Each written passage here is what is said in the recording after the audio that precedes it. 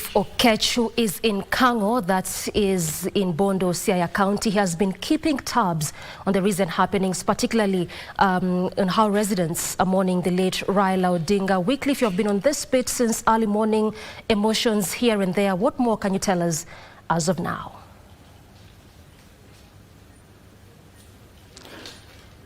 Well, thank you so much, Doreen. Like you mentioned, we've been on the ground since morning, since the news of the passing of Raila Amolo Odinga got to the ears of the locals here.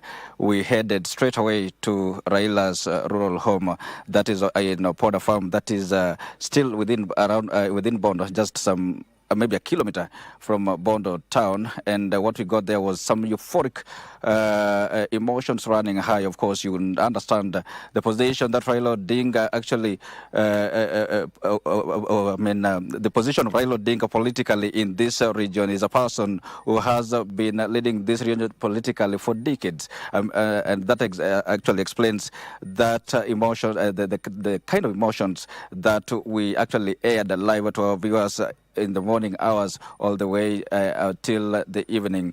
From Raila's rural home of Poda Farm, we were in town, the Bondo town, that is Raila's backyard town. Actually, that town was more or less deserted.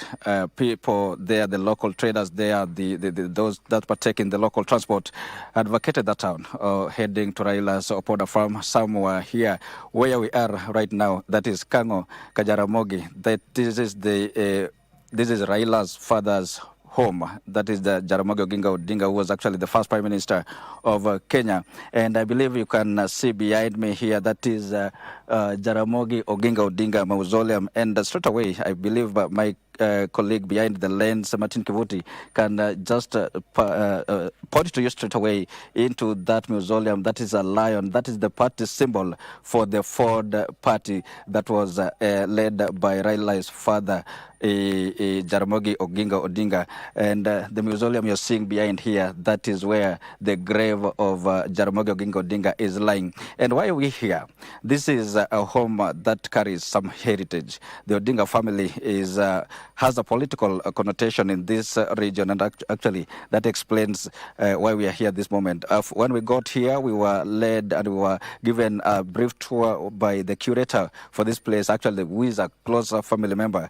He took us inside that mausoleum, Odinga mausoleum, and also took us to the family, Odinga family graveside, where actually in line with some of the messages we got from the locals and those who are close to the Odinga family, alluding to us that Raila himself had alluded that upon his demise, he would have wished actually to be interred just behind the grave, his mother's grave, that is within the Odinga family graveside. We are not certain where the burial will take place, where the remains of Raila Odinga will be interred, but we know for a certain that the burial will take place on Sunday. And following the announcement just by the Deputy President Kithure Kindiki, who is the chair of the committee, we know for sure, we know for certain that that burial will take place on Sunday.